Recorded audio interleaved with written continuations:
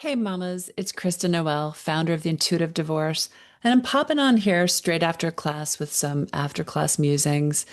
It was just another wonderful discussion where our mamas showed up in this container, keeping it raw and real, and just reflecting about where they were and what was coming up and what they were struggling with. And so much beauty is unpacked there. Because through the tears or through the anger or through the frustration, we just workshop it and we get to the crux of it and we talk about it. It's not that we can wrap it up in a shimmery bow, but we help recalibrate a mama who is suffering or maybe just getting tangled in the weeds of her own thinking and her own mind and her own story that she's telling. And a lot of what came up today, I kind of think there's always this theme of voice and finding your voice and finding the appropriate way to use your voice, not to lose your voice, not to be silenced. And it's really uncomfortable for many mothers who have spent maybe decades people pleasing, keeping the peace, taking the path of least resistance. It's very uncomfortable for them to advocate for self. And advocating for self oftentimes is really just declaring, I'm a mom, I'm a human being, I have wants, needs, and desires. And that feels really uncomfortable because the minute I show up and I express a need when everyone else is kind of just used to like swirling around me without paying attention to that, it feels really uncomfortable for me to say, like, hey, hold on a minute. I count. I matter. And we had one mom talking about a disappointing Mother's Day.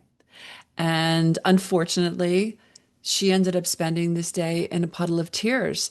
And her soon-to-be ex really didn't honor Mother's Day, and unfortunately, even offered their small child a better alternative.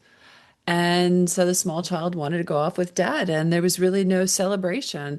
And it really was this moment of sinking into the sadness and the grieving and the upset. And that also stirs more things. That stirs anger. It's also evidence of why I am divorcing you. And we acknowledge that. We don't try to sugarcoat that. We don't try to make her feel better about that. But what comes after? And now what? Now what are we going to do about it? So we kind of unpack that. How would you feel okay advocating for yourself? One thing that I always suggest when it comes to birthdays, holidays, any kind of celebrations, don't sit around and wait for someone to disappoint you. Declare what you want, declare what you need, declare what would feel good. Enfold your kids in this. Let them know, hey, it's Mother's Day and this is what I'd love to do. And I'd love if we could do this together or whatever it is. Make it fun, make it celebratory. Kids are usually like raring to go when it comes to something like this. Maybe you have a kid who doesn't like spontaneity, so make a plan and let your spouse know, hey, this is what I'm doing. It's Mother's Day and it is important. And this is what my plan is. And I'm going to let our kid know. So there's lots of ways to go about doing this, but first and foremost, it really is about showing up for yourself, showing up and letting your voice be heard. But it first has to be heard by you. You really need to allow that to come out and understand that without that, people aren't mind readers. We can't get angry and we can't seethe and get deflated or defeated or feel resentful when people don't read our minds.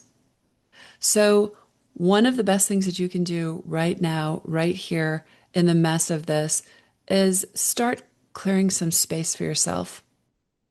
Getting clear about, okay, where have I abandoned myself? Where have I allowed these holidays to be co-opted? Where did I adopt this notion that I don't have needs and that it doesn't matter and that I'm just going to make peace with it?